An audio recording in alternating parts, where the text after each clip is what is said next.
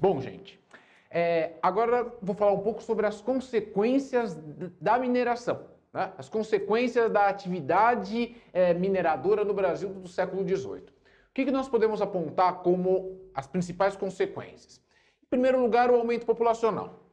Esse aumento populacional ele foi decorrente da imigração portuguesa, da forte imigração portuguesa para o Brasil no século XVIII, atraída pela corrida do ouro, aquela ideia de que isso não aconteceu só no Brasil colonial, isso aconteceu no mundo todo. Quando você tem a descoberta de jazidas auríferas, um monte de gente corre para o lugar para ver se consegue garimpar ouro e ficar rico. Tá? Então você tem uma imigração portuguesa muito forte para o Brasil, principalmente vinda do norte do país, e a imigração é tanta que em 1720 a coroa portuguesa chegou a proibir a imigração para o Brasil, temendo ficar o reino despovoado.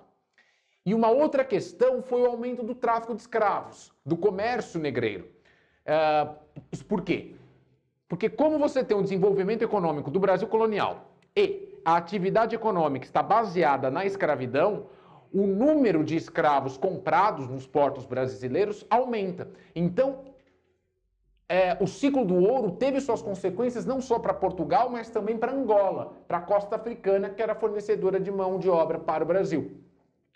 Nós temos aqui uma estimativa que no século XVI a população do Brasil colonial, que você deve lembrar que era essencialmente litorânea, né, girava em torno de 150 mil habitantes. No século XVIII ela dispara para 1.500.000 pessoas. Portugal, na época, tem 2 milhões de habitantes. Então você está quase chegando, a colônia quase chega na importância demográfica da metrópole. Um outro ponto foi a transferência da sede administrativa de Salvador para o Rio de Janeiro. Você sabe que desde o século XVI a capital é Salvador. Só que, como Minas Gerais não tem saída para o mar, o Rio de Janeiro e Paraty são os portos mais próximos para escoação, para o escoamento do ouro. Então, o que Portugal faz? Transfere a sede administrativa colonial para o Rio de Janeiro para fiscalizar melhor este ouro que embarca para Portugal, sabendo que a grande preocupação é evitar contrabandos e desvios do ouro. Então, a partir de 1763, os vice-reis do Brasil recebem ordens para desembarcar não mais em Salvador, quando chegam de Portugal, e sim no Rio de Janeiro. Bom, um outro ponto, um incremento do comércio interno. Eu já falei aqui que o Brasil colonial era um conjunto de colônias portuguesas da América. Bahia, São Paulo, Pernambuco, Rio de Janeiro. Havia um regionalismo muito forte na colônia. A questão é, Minas Gerais não tem saída para o mar, o Mato Grosso eu comentei aqui nas aulas passadas, que também se desenvolveu com ouro, que havia ligações comerciais com São Paulo através das monções. O que eu quero dizer com tudo isso? Como essas regiões produtoras de ouro estão distantes da costa e as pessoas vão para lá atrás do ouro, você não tem grandes plantações naquelas áreas. E mais, Minas Gerais tem surto de fome. Tem cachaça demais, mas tem comida de menos. E aí o que eles fazem? Já que tem comida de menos, mas tem ouro, Minas Gerais começa a comprar de outras regiões da colônia. Então, você passa a ter no século XVIII um incremento de rotas comerciais, ligando diversas regiões coloniais. E, neste capítulo da nossa história, os tropeiros passam a ter uma atividade central. O tropeiro vira um personagem muito importante e uma presença nas estradas dos sertões do Brasil, pelo menos até o século XIX. E quem é o tropeiro? O tropeiro é um comerciante, ou melhor, são comerciantes ambulantes, que percorrem esses caminhos, essas estradas, com tropas de mulas. Por isso, tropeiro. E no lombo dessas mulas, eles carregam feijão, carregam chicote, chapéus, sapatos, queijo, couro, uma série de questões, uma série de gêneros, de produtos. E vão comercializando nas diversas áreas que passam. Inclusive, no meio dessas estradas, né, começa a haver os chamados pousos, que eram locais onde os tropeiros paravam, comiam, tiravam a carga das mulas, descansavam. E muitos desses pousos do interior, das estradas do interior do Brasil, me refiro às atuais regiões sul, sudeste e centro-oeste, serviram para a formação de povoados. Então eles tiveram essa importância não só para integrar regiões comercialmente, mas até para criar cidades no interior. Então, a mineração tem esse papel também.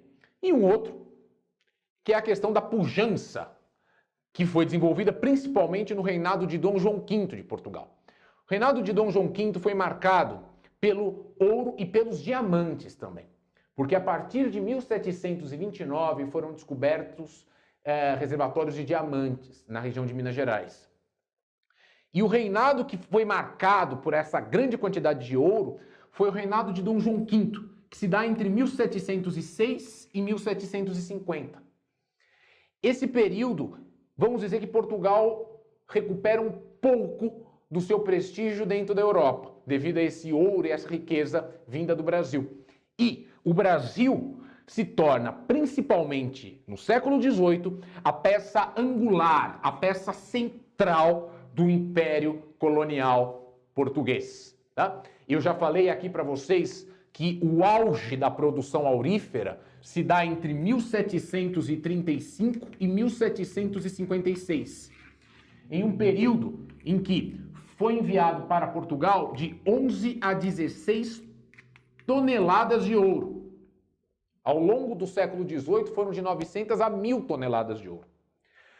Nesse período aqui, o Brasil passa a ter uma importância cada vez maior e é justamente nesse intervalo que foi assinado o Tratado de Madrid, que já falei isso para vocês, em 1750.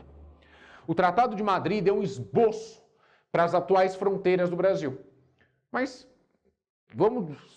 sejamos justos, o Tratado de Madrid teve resistências. Tá? Inclusive ocorreu uma guerra no que hoje é o estado do Rio Grande do Sul, envolvendo jesuítas, indígenas, portugueses e espanhóis. O Tratado de Madrid, nas décadas que passaram, ele foi revisto na década de 1760, 1770, mas no início do século XIX, um novo tratado entre Portugal e Espanha, chamado de Tratado de Badajoz, meio que restabeleceu o que o Tratado de Madrid já havia estabelecido em 1750. Por isso, o Tratado de Madrid, mesmo tendo sido revisto em alguns momentos, os limites que o Tratado de Madrid estabeleceu foram firmados no início do século XIX. Então você vê a importância do ouro, a importância do século XVIII para o Brasil dentro dessa dinâmica imperial portuguesa. O Brasil se torna a colônia mais rica, a maior colônia em territórios e a maior colônia com população. E Portugal se torna cada vez mais dependente deste lado do Atlântico. Tá certo? Então, até.